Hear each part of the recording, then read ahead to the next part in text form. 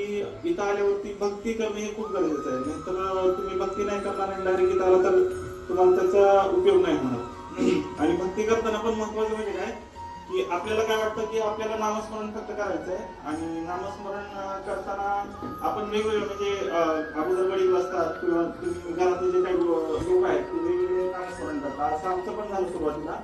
पण तसं केल्यावरती होण्याचा पण काही फायदा होत नाहीये. मग तुम्ही सगळ्यांनी एकत्र बसणे हे खूप गरजेचं आहे. कुटुंबातील लोकांनी जास्तीत जास्त जेवढे एकत्र बसताल तुम्ही सकाळी आणि संध्याकाळच्या नामस्मरणाला तेवढा तुम्हाला जास्त फायदा होतो आणि लवकरात लवकर रिझल्ट भेटतो. आणि 1.25 महिन्यामध्ये इथून आपल्याला म्हणजे मोकळा होतच माणूस जे काय असेल कुठलीही शक्ती. कारण की दुसरीकडे गेलं तर एवढं लवकर काही सुटका होत नाही आणि काय हे पण कळत नाही. इथं आल्यावर तुम्हाला 1.25 महिना म्हणजे काहीच नाहीये तसं बघायला गेलं. तुमच्या घरात किती शक्य होतं? आमच्या घरामध्ये असं बघायला गेलं तर 5-6 तरी शक्य वेगवेगळ्या होत्या. म्हणजे बरंच काय कळत. कारण की आम्ही ह्याच्या अगोदर अशा गोष्टीमध्ये म्हणजे काय होतं की असं काही नसतं असाच आमचा भाव होता. पण ज्यावेळेस आम्ही इथं ज्या काही गोष्टी अनुभवल्या त्याच्यानंतर आमच्या घरातले सगळे म्हणजे भाविकच झाले. म्हणजे सगळे म्हणजे काय झालं की सगळे भक्ती मार्गाला लागले. म्हणजे ते खूप आम्हाला मोठा फायदा झाला इथं. किती दिवसात शक्य गेलं सगळं? 1.25 महिन्यामध्येच 1.25 महिन्याच्या आतच आमचं सगळं शक्य गेलं.